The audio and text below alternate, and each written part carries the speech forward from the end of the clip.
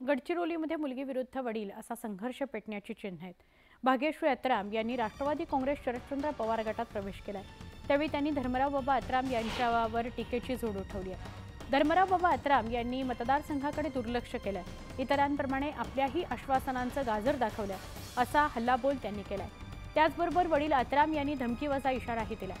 दरम्यान नव्या पिढीनं बोलताना मर्यादा ठेवून बोललं पाहिजे, यांना संस्कार शिकवायला कमी पडलो असं अत्राम म्हणाले।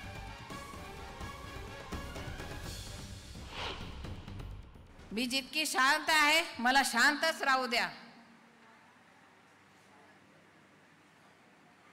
शांत असलं तर बरं असते। धर्मराव बाबा शेर आहे तर त्यांची मुलगी शेरनी हा, आणि शेरनी जास्त घातक असते हे लक्षात ठेवायचं, बरोबर? घातक असते की नाही शेरने, म्हणून त्याला काही छेडखानी करायची नाही।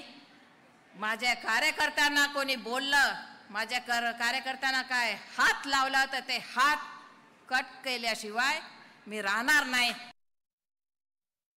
बोलत असताना सगळ्यांच्या मर्यादा ठेवून बोललं पाहिजे। हे थोडंफार ते काय मी शिकू शकलो नाही, हे माझ्यामध्ये काहीतरी चूक आहे।